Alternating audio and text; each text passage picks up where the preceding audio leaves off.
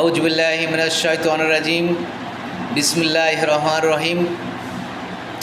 বঞ্চিত, নিপীড়িত, নির্যাতিত 1 থেকে 12তম পর্যন্ত নিবন্ধিত শিক্ষক শিক্ষিকাবৃন্দ, আসসালামু আলাইকুম ওয়া রাহমাতুল্লাহ। আপনারা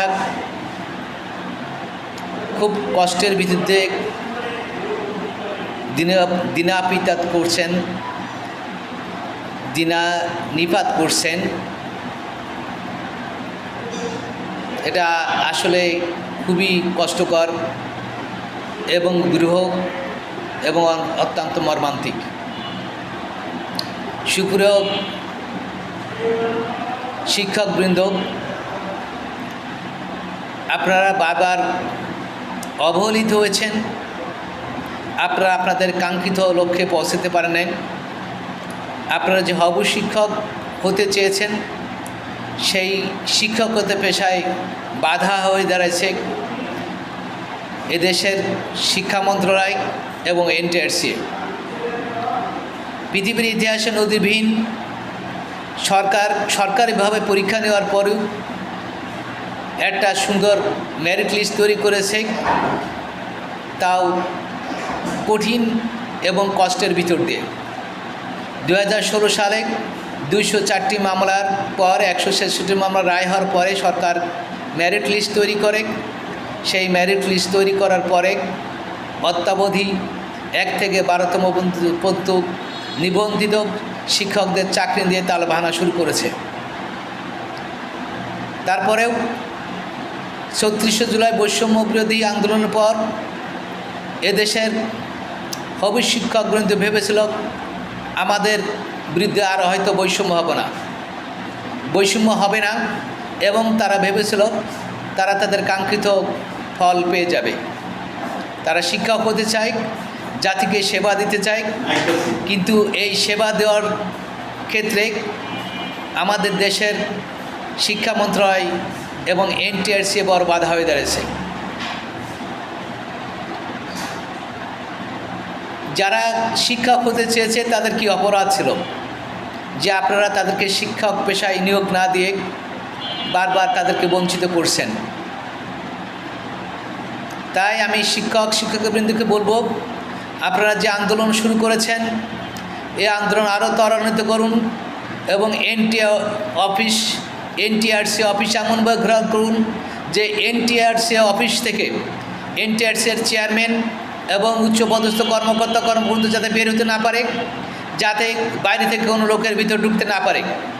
আমাদের প্রতি যে অবিচার করা হয়েছে তার ন্যায় বিচার না করা পর্যন্ত আপনার আন্দোলন দুর্বারভাবে চালিয়ে যাবেন। 36শে জুলাই বৈষম্য বিরোধী ছাত্র আন্দোলনের পর এদেশের কুখ্যাত প্রধানমন্ত্রী শেখ হাসিনা এবং তার দোসররা এদেশ থেকে পালিয়ে গেছে।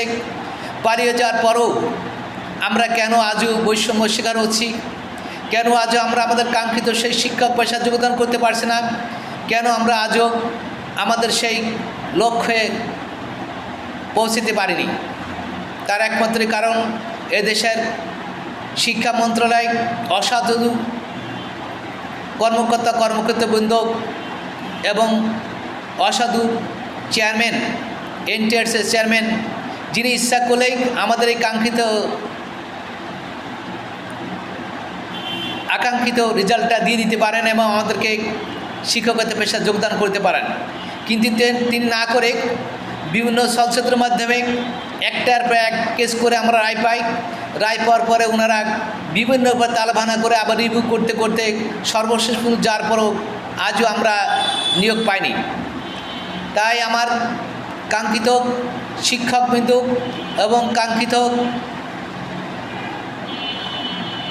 আমাদের যে আকাঙ্ক্ষা সেটা বাস্তবায়ন না হবে তো এনটিআরসির অফিস গ্রাহকদের রাখতেই হবে এবং এনটিআর চেয়ারম্যান সাহেবকে যেভাবে অবরুদ্ধ করে রাখে আমাদের কাঙ্ক্ষিত ফল, আমাদের কাঙ্ক্ষিত যে আশা সেটা পাওয়ার তৎপরতা আরও বাড়িয়ে দিতে হবে। আমি আশা করি অচিরেই বাংলাদেশের যিনি প্রধান উপদেষ্টা রয়েছেন তিনি শিক্ষা অনুরাগী এবং তিনি অত্যন্ত উচ্চমানের উচ্চ শিক্ষিত লোক। তিনি আমাদের অবস্থাটা, আমাদের যে আমরা অবহেলিত এবং বঞ্চিত, আমরা দীর্ঘদিন অবস্থান করছি, আমাদের কাঙ্ক্ষিত পেশা আমরা যোগদান করতে পারিনি। এর জন্য আমি বর্তমান প্রধান উপদেষ্টার দৃষ্টি আকর্ষণ করছি, উনি যেন আমাদের দিকে সুবিচার করেন এবং আমাদের কাঙ্ক্ষিত যে শিক্ষক হবু পেশা যোগদানের ব্যবস্থা করেন। আল্লাহ হাফেজ। বাংলাদেশ জিন্দাবাদ। আসসালামু আলাইকুম ওয়া রাহমাতুল্লাহ।